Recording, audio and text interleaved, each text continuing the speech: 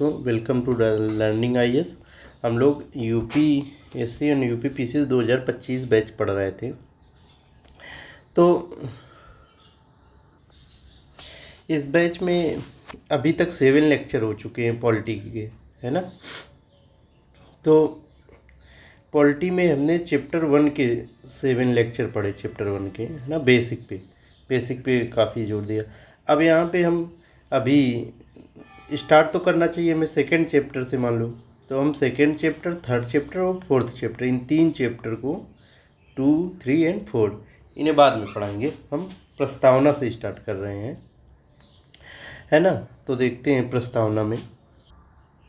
तो अभी के लिए हम सेकंड और थर्ड और फोर्थ इन तीनों चैप्टर को स्किप कर रहे हैं। सेकंड चैप्टर है संविधान की ऐतिहासिक पृष्ठभूमि, historical background of Indian constitution, संविधान का निर्माण।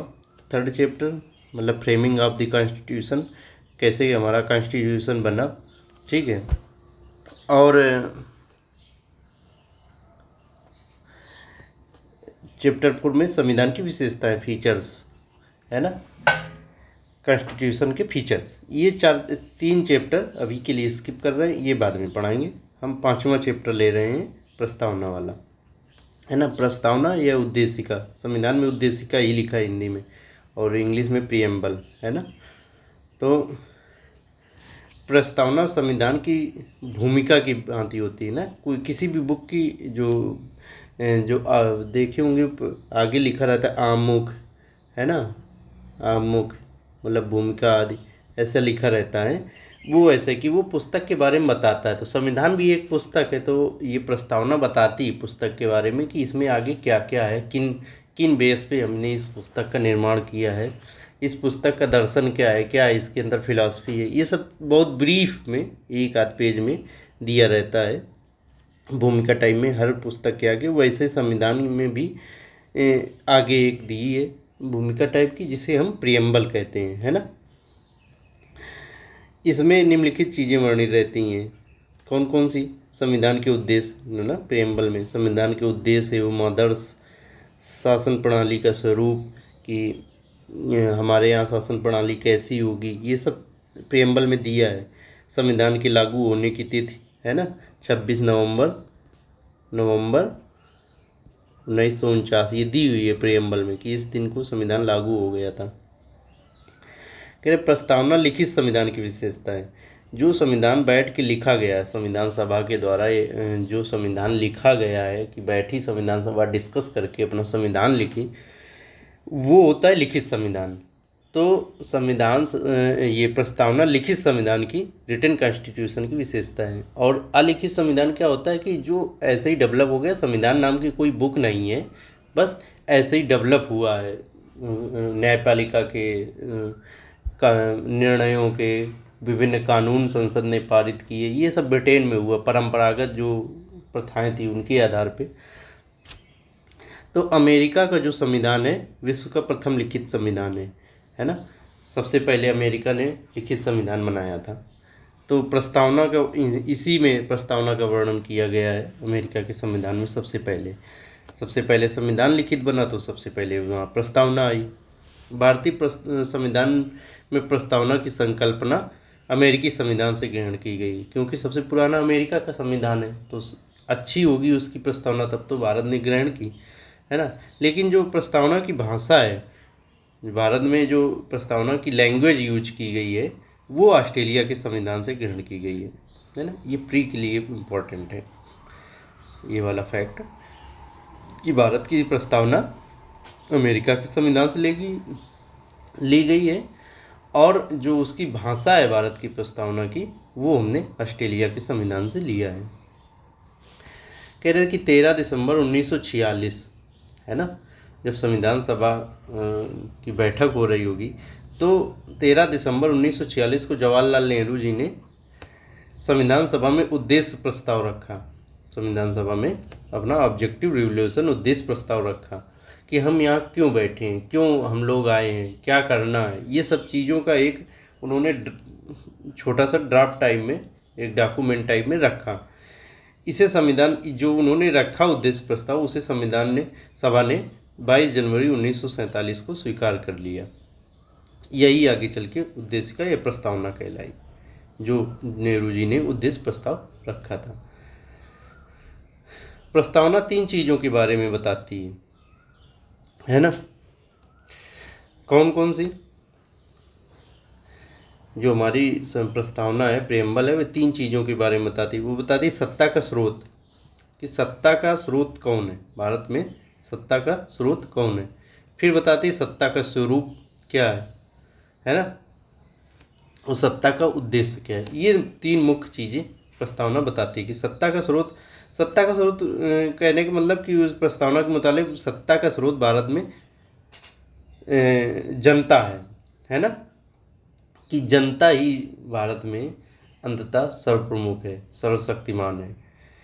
तो सत्ता का स्रोत मतलब पावर जो है यहाँ पे, तो उसका स्रोत ये जनता है। यही सरकार को चुनती है, जनता ही सरकार को चुनती है ना? सत्ता का स्वरूप कैसा?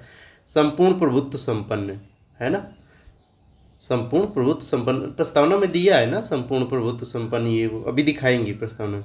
संपूर्ण प्रभुत्व संपन्न मतलब कि हम अपने निर्णय अपने आप से लेंगे। हमारी सरकार निर्णय किसी बाहरी देश के दबाव में आके निर्णय नहीं लेगी। जैसे अभी चाबहार पोर्ट है ना ईरान का, उसे इंडिया ने एक्वायर किया है, उसे लीज पे लिया है। तो अब वैसे तो ईरान के ऊपर अमेरिका सैंक्शन लगाए हुए, लेकिन भारत की अपनी स्वतंत्र विदेश नीति है ना, तो उसने कहा कि नहीं, इसके हमें फ़ायदे हैं। और सेंट्रल एशिया, अफ़गानिस्तान, इन सब देशों में पहुंचने के लिए हमें चाबहार पोर्ट की बहुत ज़्यादा आवश्यकता है। तो भारत अपने निर्णय स्वतंत्र रूप से ले रहा है। तो ये यही है कि संपूर्ण प्रभुत्व संपन्न, किसी के दबाव में आके निर्णय नहीं लेंगे। समाजवादी मतलब सभी लोग समान हैं, यहाँ पे सभी समानता के आधार पे यहाँ की सरकार कार्य करेगी। पंथ निरपेक्ष, किसी धर्म के प्रति झुकाव नहीं है ना, सभी धर्मों को समान रूप में देखेगी। लोकतंत्रात्मक, लोकतंत्र हमारे यहाँ होगा। और गणराज्य मतलब कि हमारे शासन का प्रमुख है वंशानुगत नहीं होगा, है ना? हर बार वो चुना जाएगा, चाहे प्रत्यक्ष रूप से चुना जाए चाहे अप्रत्यक्ष रूप से चुना जाए। सत्ता का उद्देश्य न्याय देना, स्वतंत्रता देना, समानता लाना, व्यक्ति की गरिमा सुनिश्चित करना, बंधुता लाना, भाईचारा एक दूसरे में, राष्ट्र की एकता और अखंडता को सुनिश्चित करना। ये सब शब्द प्रस्तावना में दिए गए हैं। तो वही कह रहे हैं कि सत्ता का स्रोत, सत्ता का स्वरूप और सत्ता का उद्देश्य, 3 चीज़ों के बारे में हमारी प्रस्तावना बताती है। अब प्रेम्बल को देख लेते हैं अभी। अब देखिए, ये भारत के संविधान के उद्देश्य का ये प्रेम्बल है ना? अब इसे देखते हैं कि हम भारत के लोग, भारत को एक संपूर्ण प्रभुत्व संपन्न, यही बताए थे ना, सत्ता का स्वरूप संपूर्ण प्रभुत्व संपन्न, समाजवादी, पंथ निरपेक्ष, लोकतंत्रात्मक गणराज्य, है ना? ये सब बताए थे कि सत्ता का स्वरूप क्या है, क्या स्वरूप है, सत्ता कैसी हमारी होगी, सरकार कैसी होगी हमारी, संपूर्ण प्रभुत्व संपन्न होगी, अपने आप में निर्णय लेगी, समाजवादी होगी, मतलब कि सभी लोगों को समान रूप से अवसर दिए जाएंगे, विकास किया जाएगा तो सभी को समान समझा जाएगा, है ना? तो समानता लाने पे जोर देगी। पंथ निरपेक्ष, किसी एक धर्म के प्रति झुकाव नहीं होगा, सभी धर्मों को समान मानेगी, है ना? लोकतंत्र होगा यहाँ, और गणराज्य होगा जो शासन का प्रमुख है। जैसे हमारे यहाँ शासन का प्रमुख है राष्ट्रपति, तो राष्ट्रपति चुन के आएगा, भले वो अप्रत्यक्ष रूप से चुना जाता है, तो हर 5 साल में राष्ट्रपति बदल जाता है ना? वंशानुगत पद नहीं है राष्ट्रपति। तो गणराज्य बनाने के लिए तथा उसके समस्त नागरिकों को सामाजिक, आर्थिक और राजनीतिक न्याय, तो न्याय कितने? 3 प्रकार का, सामाजिक, आर्थिक और राजनीतिक प्रकार का, 3 प्रकार का न्याय सुनिश्चित करने के लिए, है ना? विचार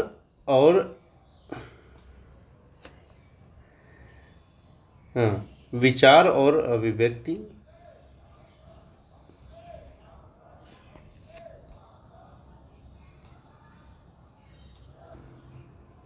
तो संपूर्ण प्रभुत्व संपन्न, समाजवादी, पंथ निरपेक्ष, लोकतंत्रात्मक गणराज्य बनाने के लिए तथा उसके समस्त नागरिकों को भारत के समस्त नागरिकों को सामाजिक, आर्थिक और राजनीतिक न्याय। तो सत्ता का स्वरूप में ये चीज़ें आ जाएंगी, ये वाली न्याय है ना, स्वतंत्रता, समता, ये सब चीज़ें सत्ता के स्वरूप में आ जाएंगी।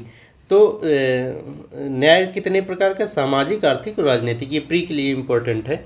तो सामाजिक, आर्थिक और राजनीतिक न्याय विचार, अभिव्यक्ति, विश्वास, धर्म और उपासना की स्वतंत्रता दिलाने के लिए, है ना, प्रतिष्ठा और अवसर की समता प्राप्त कराने के लिए, ये सब चीज़ें प्राप्त कराने के लिए, ये सब चीज़ें प्राप्त कराने के लिए तथा उन सब में, भारत के लोगों में व्यक्ति की गरिमा, राष्ट्र की एकता और अखंडता सुनिश्चित करने वाली बंधुता बढ़ाने के लिए, है ना। आगे देखते हैं। दृढ़ संकल्प होकर अपनी इस संविधान सभा में आज तारीख 26 नवंबर 1949 को, है ना, मिति मार्गशीर शुक्ला सप्तमी संवत 2006 विक्रमी, ये दिया है दूसरे कैलेंडर के अनुसार, संवत कैलेंडर, तो विक्रमी कैलेंडर के अंदर। तो एतद द्वारा इस संविधान को अंगीकृत, अधिनियमित और आत्मा अर्पित करते हैं, है ना। तो अंगीकृत का मतलब एडॉप्ट, है ना, इंग्लिश है एडॉप्ट। अधिनियमित का इनैक्ट,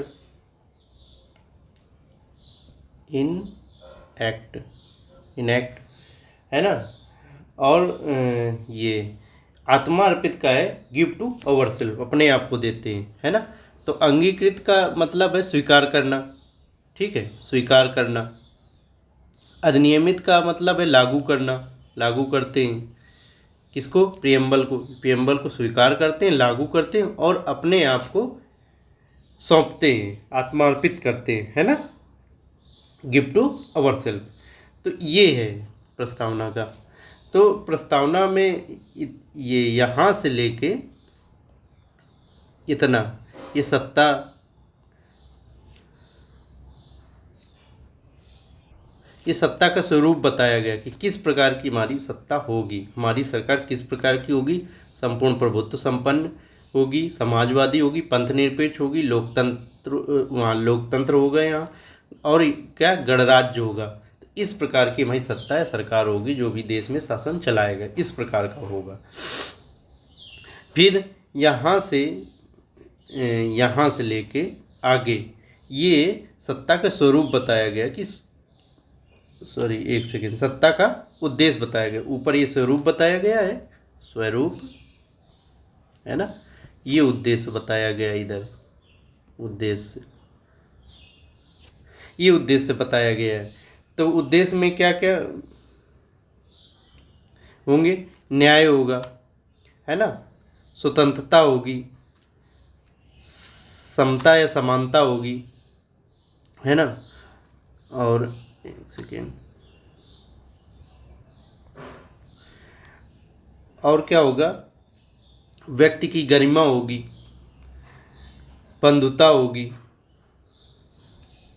राष्ट्र की एकता और अखंडता होगी, है ना। ये सत्ता का उद्देश्य, ये अगर कोई सरकार होगी उनका ये चीज़ लाना उद्देश्य होगा, ठीक है ना। अब ये बात समझ में आ रही कि नहीं।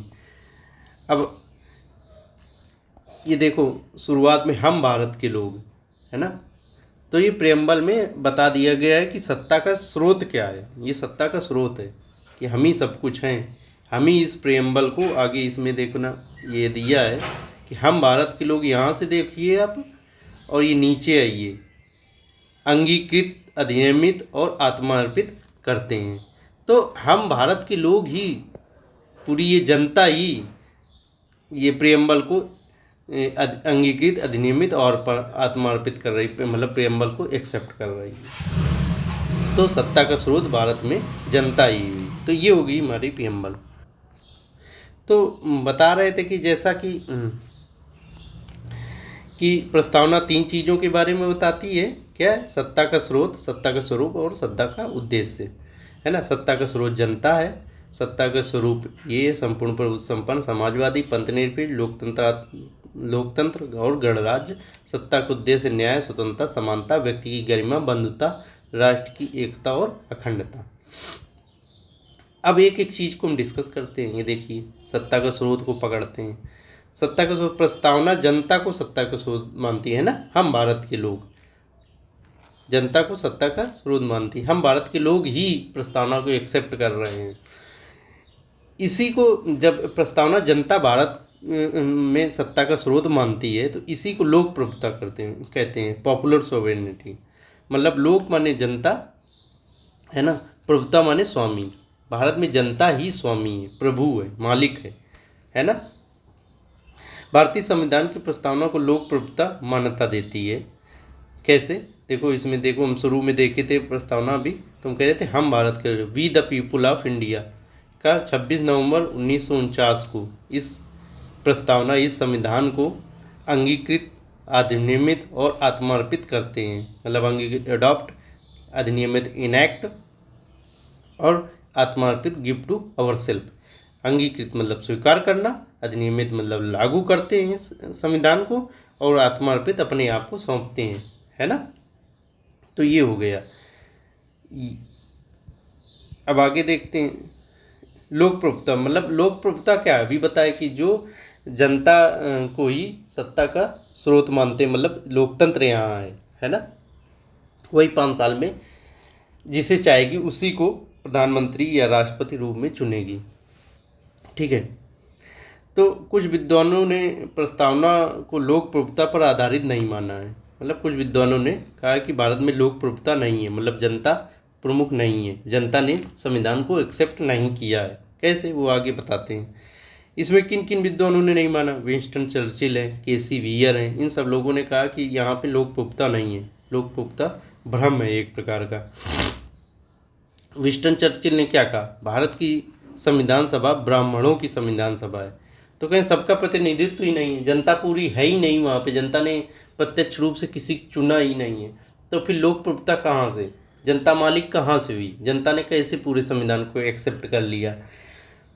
तो अब इनका देखते हैं, इनका ये तर्क खंडन ही करना है एग्जाम में, मेंस में जब लिखेंगे आप, तो इनका ये कि ये ऐसा नहीं है, इन्होंने गलत बोला है। विंस्टन चर्चिल क्या थे, प्रधानमंत्री थे ब्रिटेन के, है ना। देखो ब्रिटेन में 2 पार्टी हैं देखा जाए तो, एक कंजर्वेटिव पार्टी है, कंजर्वेटिव पार्टी, एक है लेबर पार्टी, है ना, लेबर पार्टी। कंजर्वेटिव पार्टी की सोच थोड़ा परंपरागत थी, कंजर्वेटिव टाइप में थी, है ना। ये भारत की स्वतंत्रता को मान्यता नहीं देते थे, भारत ये नहीं चाहते थे कि भारत स्वतंत्र हो जाए, है ना। और साम्राज्यवादी सोच के थे कि जितना ज़्यादा साम्राज्य को फैलाओ, शोषण करो अपने उपनिवेशों का, है ना। जो लेबर पार्टी थी वो थोड़ा उदार थी, कंपेयर टू, इतना भी नहीं लेकिन इसके कंपेयर में उदार थी। और ये ज़्यादा नहीं लेकिन थोड़ा सा भारत की स्वतंत्रता के पक्षधर थे, हल्का फुल्का, ज़्यादा ये भी नहीं थे। ये दोनों ही साम्राज्यवादी, लेकिन लेबर पार्टी कंपेयर टू थोड़ा कम क्रूर थी कंजर्वेटिव पार्टी से। तो ये कंजर्वेटिव पार्टी का ही, कंजर्वेटिव पार्टी से के ही विंस्टन चर्चिल थे, है ना, पीएम थे। तो उन्होंने कहा था कि भारत की जो संविधान सभा है ब्राह्मणों की सभा है। तो ये उनकी कहते हैं कि ये उनकी साम्राज्यवादी सोच को दर्शाता है ना। नहीं चाहते थे कि भारत आज़ाद हो और यहाँ पे संविधान सभा अच्छा एक संविधान निर्माण कर ले और यहाँ भारत आज़ादी के बाद अपने अच्छे से चले। तो ये इन सब चीज़ों से वो ये सब चीज़ें चाहते नहीं थे, तो उन्होंने ऐसा बोला कथन। तो उनका कथन को हमें तर्क कैसे काटना है, तो उसको देखो, डॉक्टर अम्बेडकर बहुत प्रारूढ़ समिति के अध्यक्ष थे, है ना। संविधान जो निर्मित हो रहा है उसका कैसा ड्राफ्ट होगा, संविधान बनाने के एक प्रकार से काम डॉक्टर अम्बेडकर ने किया। तो इतनी बड़ा उनका पोस्ट था, है ना। तो उस महत्वपूर्ण पद के जो प्रमुख थे डॉक्टर अम्बेडकर थे, वो क्या गैर ब्राह्मण थे, है ना, दलित कास्ट से आते थे। डॉक्टर राजेंद्र प्रसाद संविधान सभा के अध्यक्ष, ये भी गैर ब्राह्मण थे। तो ये दोनों गैर ब्राह्मण थे। तो इससे ये पता चलता है कि सिर्फ संविधान सभा ब्राह्मणों की सभा नहीं थी। फिर केसी वियर का कथन देख लेते हैं। इन्होंने कहा था कि भारत के संविधान में लोक प्रभुता एक भ्रम है, मतलब यहाँ लोक प्रभुता है नहीं। मतलब जैसे कि लिख दिया गया कि हम भारत के लोग इस संविधान को अंगीकृत, अधिनियमित और आत्मार्पित करते, मतलब एक्सेप्ट करते हैं। तो कहीं ये बस लिख दिया गया और संविधान सभा के जो सदस्य थे उन्होंने सिग्नेचर कर दिया, ऐसा कुछ है नहीं कि जनता ने इसे स्वीकार किया है, बस थोप दिया गया है इसे जनता पे। तो क्यों भ्रम है, क्यों लोक प्रभुता एक क्यों भ्रम है? कहेंगे संविधान सभा जनता की प्रतिनिधि नहीं थी, है ना। संविधान सभा जनता के प्रतिनिधि नहीं थी क्योंकि इसका गठन सार्वभौमिक वयस्क मताधिकार पे नहीं के आधार पर नहीं हुआ था। कि संविधान सभा जनता की प्रतिनिधि नहीं थी, मतलब संविधान सभा को जनता ने नहीं चुना था, ये अप्रत्यक्ष रूप से चुनी गई थी। कैसे? संविधान सभा का गठन कैबिनेट मिशन योजना के अनुसार हुआ था, है ना। कैबिनेट मिशन योजना के अनुसार हुआ था, जो 1946 में आया था कैबिनेट मिशन, उसी के तहत हुआ था। अप्रत्यक्ष निर्वाचन के द्वारा हुआ था। अप्रत्यक्ष निर्वाचन कैसे हुआ था कि प्रांतीय विधानमंडल, है ना, स्टेट लेजिस्लेचर, जो उस समय स्टेट थे, प्रांत थे, वहाँ पे विधानसभाएं थी, विधानमंडल थे। तो वहाँ के आज के समझो विधायक टाइप में, तो विधायकों ने जो है चुन लिया इन्हें, संविधान सभा के सदस्यों को। तो और ये जो यहाँ पे विधायकों को चुनने का काम था, प्रांतीय विधानमंडल के सदस्यों को चुनने का काम था, यहाँ धनी व शिक्षित लोग ही वोट कर पा रहे थे। लगभग 10% भारतीय उस समय भारतीयों को मताधिकार प्राप्त था। वही लोग इन्हें प्रांतीय विधानमंडल के सदस्यों को चुनते थे, मतलब विधायकों को चुनते थे। आज जैसा नहीं कि सभी लोग वोट नहीं डाल पाते थे तब, आज तो सभी डालते हैं। तो कहे कि विधानमंडल के सदस्यों को इन 10% लोगों ने चुना। फिर इन विधानमंडल के सदस्यों ने संविधान सभा के सदस्यों को चुना। तो कहें कि कुल मिलाकर 10% ही तो लोग संविधान सभा को चुन रहे। उसने संविधान बना दिया और फिर कह दिया आपने कि पूरा भारत के लोगों ने इसे एक्सेप्ट किया है, भारत के लोगों ने इसे बनाया है। तो कहें ये तो भ्रम है एक प्रकार का, बात भी सही है। तो लेकिन अब केसी वियर के मत को हमें कैसे काटना है, आलोचना करना है, इनके मत को सही नहीं मानना है। एग्जाम में मेंस के प्रश्न है, समझो एक प्रकार से मेंस का ही प्रश्न डिस्कस हो रहा है। तो मत की आलोचना कैसे करनी है? कह रहे कि स्वतंत्रता के बाद जब 1952 में, है ना, 1947 के बाद संविधान बनता रहा और 26 नवंबर 1949 को आंशिक रूप से लागू हुआ और 26 जनवरी 1950 को पूर्ण रूप से संविधान लागू हो गया। फिर 1952 में चुनाव हुआ। थोड़ा और समय लिया गया कि सब कैसे चुनाव कराना है, सब व्यवस्था कैसे करानी है। तो 1952 में पहला आम चुनाव हुआ। पहला हमारे यहाँ लोकसभा विधानसभा के मिल के चुनाव हुए थे एक ही साथ में। तो पहला आम चुनाव हुआ। तो जो संविधान सभा के सदस्य थे ज़्यादातर निर्वाचित हो गए, चुन लिए गए सांसद के रूप में। तो इससे ये कहा जा सकता है कि वो सब जनता के द्वारा एक्सेप्टेड ही थे, भले उनका प्रत्यक्ष रूप से प्रांतीय विधानमंडल के सदस्यों ने चुनाव किया था ब्रिटिश जब सत्ता थी, लेकिन वो पॉपुलर थे, जनता उन्हें एक्सेप्ट कर रही थी। 1952 के संविधान 1952 के आम चुनाव में ये सिद्ध हो गया जब उन लोगों को जनता ने चुन लिया प्रत्यक्ष निर्वाचन से। क्योंकि इस समय तो वयस्क मताधिकार आ चुका था, सभी को वोट डालने का अधिकार था जो एज पूरी कर रहे थे, उम्र जिनकी थी एक। तो इससे ये पता चलता है कि संविधान के सभा के सदस्य जनता के वास्तविक प्रतिनिधि थे, है ना। फिर तो इससे ये साबित हो रहा है, तो लोक प्रभुता है इसका कहने का मतलब हमारे प्रस्तावना में। संविधान में लोकतंत्र को अपनाया गया है, ठीक है, जो लोक प्रभुता के बिना संभव नहीं है ना। संविधान में लोकतंत्र को अपनाया गया कि हर 5 साल में जनता अपना शासन के प्रमुख को, प्रधानमंत्री को बदल देगी, मुख्यमंत्री को बदल देगी, है। लोकतंत्र है, जब चाहेगी जनता जिसे चाहेगी उसे बैठाएगी सत्ता के शीर्ष पे। और ये लोक प्रभुता के बिना असंभव है। मतलब जब तक लोग मालिक नहीं होंगे, जनता मालिक नहीं होगी, तब तक कैसे किसी को मतलब सत्ता से उतार सकती, सत्ता पे बैठा सकती है ना। जनता मालिक है तभी तो लोकतंत्र है। तो लोकतंत्र अपना लिया तो लोक प्रभुता अपने आप ही आ गई, बाय डिफ़ॉल्ट आ गई लोक प्रभुता, ठीक है। तीसरा तर्क है कि बाद में संविधान में कई संशोधन हुए। ये संविधान संशोधन भारत के लोगों के द्वारा चुनी गई संसद ने किए, है ना। इससे भी लोक प्रभुता आ जाती है। भाई संविधान में संशोधन भी हुए आगे चल के कई बार, तो किसने, संसद ने किया। और संसद को कौन चुन रहा है, भारत के लोग चुन रहे हैं, तो ऐसे भी लोक प्रभुता आ गई। तो ये लोक प्रभुता भ्रम नहीं है। तो ये लोक प्रभुता की आलोचना हो गई। अब आगे हम पढ़ेंगे, लोक प्रभुता से इतना ही बनेगा प्रश्न जो बनेगा मेंस में बनेगा। तो सत्ता के स्रोत में जो लोक प्रभुता बताएगी कि जनता ही मालिक है, तो उसमें जनता मालिक का मतलब होगा लोक प्रभुता, पॉपुलर सॉवरेंटी। तो पॉपुलर सॉवरेंटी से ही प्रश्न बनेगा इस पे प्रेम्बल में, सत्ता के स्रोत वाले पार्ट से।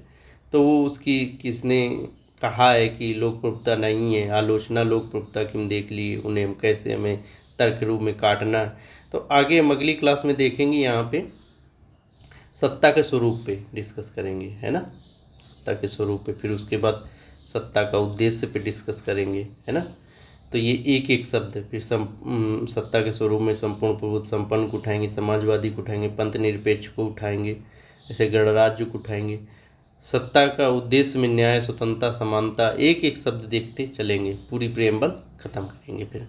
तो आज के लिए इतना ही। Thank you very much.